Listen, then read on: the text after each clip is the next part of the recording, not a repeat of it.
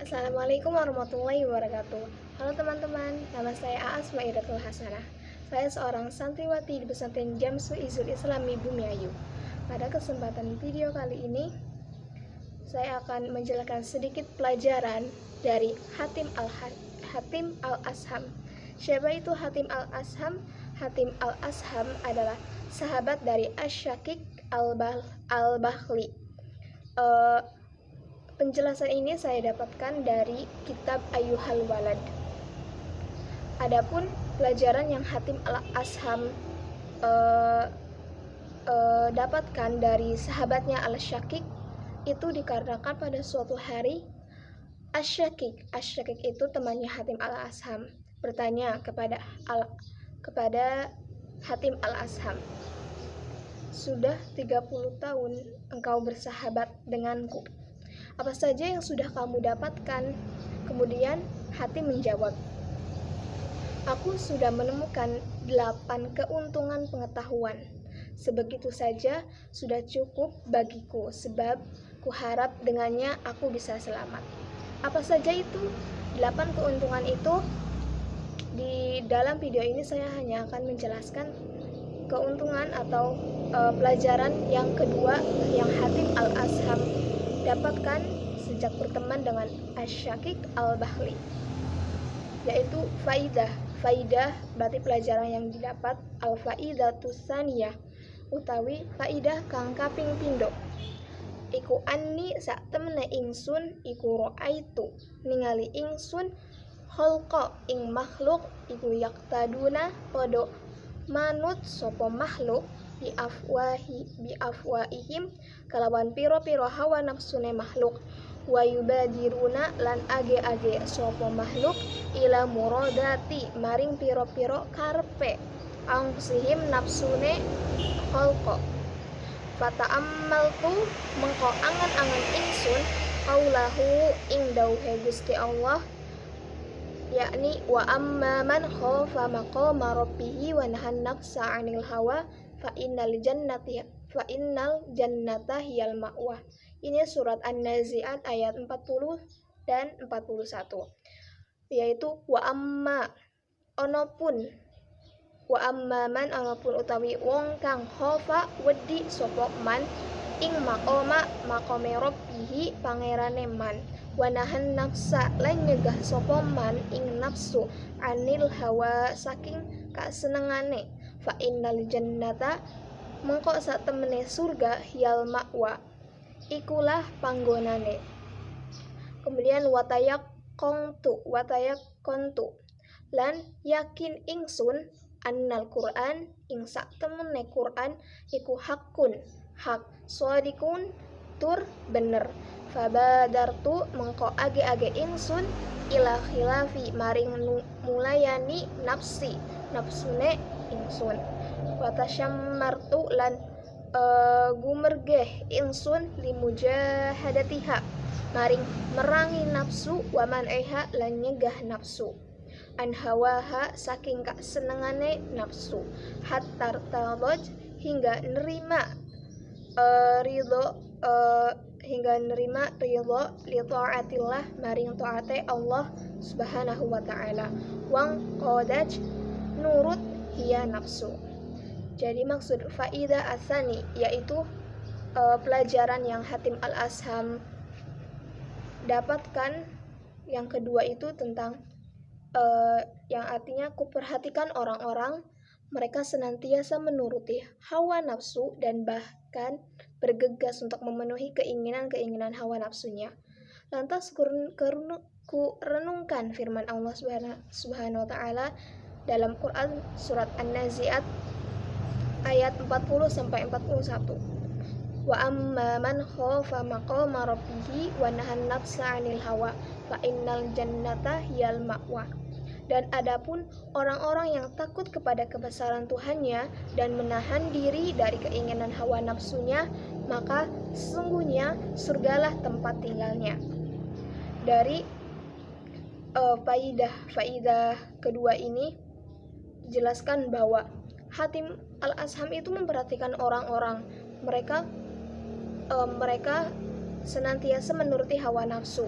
hawa nafsu yang dan bergegas untuk memenuhi keinginan-keinginan hawa nafsu. Seperti yang kita ketahui bahwa hawa nafsu adalah sesuatu yang ada baik maupun ada buruknya. Sedangkan menurut itu ada pembagian tentang nafsu, karena tidak semua nafsu itu buruk. Pembagian nafsu itu ada 3. Nafsu yang dari ketiga itu yang sangat tidak dianjurkan adalah nafsu yang ketiga. Nafsu yang pertama yaitu nafsu mutmainnah. Nafsu mutmainnah ini ciri-cirinya yaitu tetap tenang dalam beriman. Pribadi yang memiliki hati tentram karena selalu ingat kepada Allah. Memiliki rasa aman dan terbebas dari rasa takut serta sedih di dunia. Jadi nafsu mutmainnah ini bukan nafsu yang dilarang atau nafsu yang buruk, justru nafsu yang dianjurkan untuk kita memiliki nafsu ini. Kemudian yang kedua, nafsu lawamah. Diterjemahkan sebagai nafsu yang banyak mencela, mengeluh, dan menyalahkan diri sendiri. Maksud dari nafsu lawamah adalah mencela atau menyalahkan diri sendiri itu ketika kita berbuat dosa, kemudian kita ingat bahwa kita melakukan kesalahan. Jadi kita mengeluh akan kesalahan diri sendiri dan untuk selanjutnya tidak melakukan hal yang sama, seperti sama dengan mengintrospeksi diri. Kemudian yang ketiga itu nafsu amarah. Ini adalah nafsu yang cenderung menyuruh keburukan, karena nafsu ini kita biasa temukan ketika kita sedang dalam dikuasai amarah, nafsu amarah. Jadi antara nafsu mutmainnah, nafsu lawamah, dan nafsu amarah yang tidak dianjurkan kita memilikinya yaitu nafsu amarah. Sedangkan yang berhubungan dengan faidah kedua ini, kita disuruh untuk menjaga nafsu, karena Rasulullah telah berkata bahwa setelah perang itu ada perang yang lebih besar daripada perang-perang sebelumnya, yaitu perang memerangi hawa nafsu sendiri. Karena sebagian dari kita, banyak dari kita tidak bisa, ada yang bahkan tidak bisa menjaga hawa nafsunya. Hawa nafsu itu banyak, hanya seperti hawa nafsu ketika kita mempunyai banyak uang, kita memiliki hawa nafsu untuk membelanjakannya dengan barang-barang yang kita inginkan. Padahal ketika kita tidak menuruti hawa nafsu, uang itu bisa kita tabung dulu untuk keperluan lainnya atau sebagainya. Tetapi karena kita menuruti hawa nafsu dan bergegas memenuhi keinginan-keinginan kita, maka kita tunduk pada hawa nafsu sendiri. Jadi benar kata Rasulullah bahwa mengendalikan hawa nafsu dan memerangi hawa nafsu itu adalah hal yang berat. Seperti saya dan teman-teman yang ketika mondok, itu pasti ada hawa nafsu, ada keinginan untuk pulang lagi, pulang ke rumah. Tapi kalau kita bisa menahannya, kita menjadi orang yang beruntung karena bisa menghindari hawa nafsu yang melenakan kita. Kemudian, apa sih ganjaran bagi orang yang bisa menahan hawa nafsunya? Yaitu fa'innal jannata hiyal ma'wa. Surgalah tempat orang yang bisa menahan diri dan takut akan kebesaran Tuhannya. Jadi jika kita bisa dan hebat untuk tidak memenuhi hawa nafsu dan mengabulkan atau mewujudkan semua keinginan kita yang tidak selamanya itu baik, maka ganjaran atau hadiah yang Allah berikan itu berupa surga. Surga menjadi tempat tinggal kita ketika kita bisa menahan hawa nafsu. Karena lagi-lagi tidak semua orang, bahkan mungkin para kiai atau yang orang-orang soleh bisa menahan hawa nafsunya setiap saat. Karena hawa nafsu itu pasti hal yang menyenangkan yang membuat kita terlena, dan akhirnya malah beberapa hawa nafsu itu malah merugikan kita. Jadi alangkah baiknya bahwa menahan hawa nafsu itu bisa kita lakukan dari hal-hal yang kecil, seperti ketika mendengar azan subuh, hawa nafsu selalu mengatakan tidur, tidur. Tapi karena saya dan teman-teman semisal lagi di pondok, itu harus bergegas pergi ke masjid untuk sholat berjamaah, maka lawanlah hawa nafsu itu dengan segera mengambil wudhu dan pergi ke masjid. Dan Al-Hatim Al-Asham ini mendapatkan pelajaran tentang hawa nafsu itu setelah bersahabat dengan Asy-Syaqiq Al-Bakhli.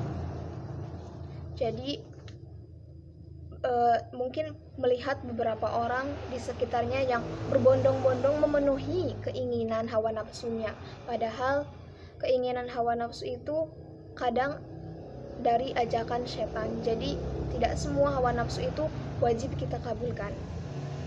Maka semoga kita bisa menjadi orang yang bisa menahan hawa nafsu, karena hadiah dari Allah itu sungguh sangat menggiurkan, yakni diberikan surga sebagai tempat tinggal kita yang bisa menahan hawa nafsunya.